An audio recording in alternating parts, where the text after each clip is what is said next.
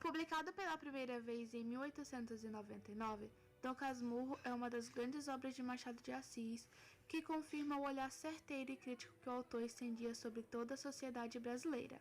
Também a temática do ciúme abordada com brilhantismo nesse livro provoca polêmicas em torno do caráter de uma das principais personagens femininas da literatura brasileira, Capitu. Bom, eu vou falar sobre características da obra de Dom Casmurro. A obra, publicada em 1899, é um romance monofônico e psicológico, já que a narrativa está centrada na percepção íntima do narrador, personagem Bentinho, que relata suas memórias a partir de um olhar analítico. Apesar disso, sobressai na história o tempo cronológico de uma vez que o narrador, após apresentar no início da obra, conta os fatos de maneira gradual. O livro, dividido em 148 capítulos, é uma das principais obras do realismo no Brasil. Portanto, apresenta uma característica antirromântica, recorre ao fluxo de consciência e realiza a análise psicológica dos personagens. Além disso, apresenta crítica social quando, de forma irônica, desconstrói a falsa imagem heróica da classe burguesa. A narrativa relata fatos ocorridos no século XIX, sem especificar as datas, com exceção do ano de 1857, quando Bentinho tem 15 anos de idade, 1865, quando Bentinho e Capitu se casam, e, por fim, 1871, o ano da morte de Escobar. Porém, o relato prossegue de forma que é possível concluir que o tempo da narração, isto é, quando o narrador conta a história, está situado na década de...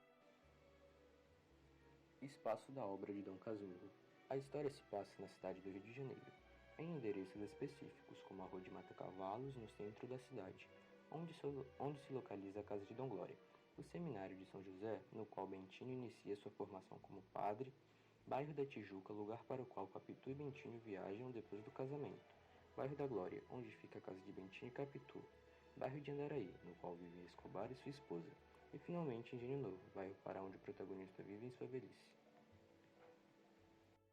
Bom, vou falar sobre o enredo de Dom Casmurro. Bom, a história fala, tem os dois protagonistas que são o Capitu e o Bentinho, o Dom Casmurro, o Bento Santiago, e começa lá, a obra mostrando, um velho senhor que está num trem, e ele começa a dizer, um pouco da sua vida, dessa história, de como recebeu esse apelido por um jovem poeta, que ele estava dormindo, ele estava cochilando ali, e ele recebeu esse apelido, e ele começa a contar a sua história, E na hora que ele começa a contar essa história, conta sobre a vida de Bento Santiago, Começa lá quando ele morava com sua família na rua Mata-Cavalos, e ele era muito apaixonado pela Capitu, a filha, ali a filha do vizinho, o Pádua. Só que ele era um cara que a mãe dele prometeu, a Deus, que ele seria padre. Ele iria ser enviado pelo seminário, então de jeito nenhum eles poderiam ficar juntos. Era um amor proibido, enfim. Como era um amor proibido, acontece várias coisas lá, só que ele infelizmente é mandado, Ele é mandado pro seminário mesmo assim, só que ele promete que ele não vai casar com ela, com a Capitu. Só que, lembrando, por que ele foi, para ser padre? Porque a mãe dele já tinha um filho, teve um filho antes dele, só que esse filho morreu. Então ela falou que se o filho dela nascer, o próximo filho dela nascesse homem, ele seria padre, então era uma promessa a Deus. E aí nisso ele vai pro seminário, ele encontra Escobar, que se torna seu melhor amigo, enfim. E aí lá, a Capitu começa a ter, relações com a Dona Glória, que é a mãe, a mãe do Bentinho, e ela vê com bons olhos, e aí ela meio que dá um jeito ali, mandando um escravo em vez de Bentinho, em vez do Bentinho, para ser padre, meio que falando, eu prometi a Deus um sacerdote, um padre, não ser necessariamente o Bentinho.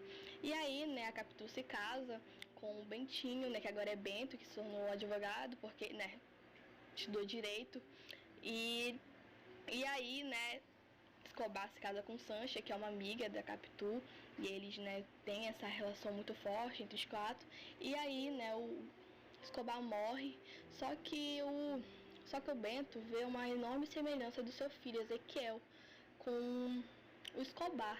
E ele começa a ver essa enorme semelhança com ele, e ele começa a ficar neurótico, o dia que a Capitu estava traindo, que ela por esses anos todos traiu ele com o Escobar, então fica nessa, ele tenta se matar por isso, né, depois da morte do seu amigo, só que aí o seu filho chega e ele tenta matar o próprio filho, então, né, por isso a Capitu vê toda essa situação e, né, e vê que, fala pra ele que não te traí, e aí eles terminam, né, eles devem se separar e vão embora. E aí, quando eles vão embora, o Bento volta pro Brasil e ela fica lá no exterior, né, eles vão pro exterior, só que a Capitu morre e o seu filho, ele também morre depois de tentar, né, muitas das vezes, né, ainda ter essa reconciliação com o pai, só que sempre negado, porque, né, ele era na cara do Escobar, como ele diz, né? A gente não pode ter uma certeza porque ele não é um narrador confiável. E a história acaba com ele dizendo que ele deveria ter outras histórias muito melhores que essa, né? Ele até reconstrói a casa que ele morava na infância, enfim. Então esse é o enredo. Capitu traiu o Bentinho? Não é possível afirmar se Capitu traiu ou não traiu o Bentinho. Isso porque o livro foi construído de forma a manter nas leitoras e nos leitores a dúvida. É consequentemente um romance aberto, pois o narrador não consegue provar que foi traído, uma vez que Capitu nega o adultério. Mas Bentinho tem certeza da traição da esposa. Aliás, é possível dizer que a obra é uma tentativa desse marido de nos convencer de que sua esposa foi infiel? No entanto, podemos confiar em um homem ciumento? Não seria Capitu a vítima de uma sociedade machista que nega o direito de defesa à mulher?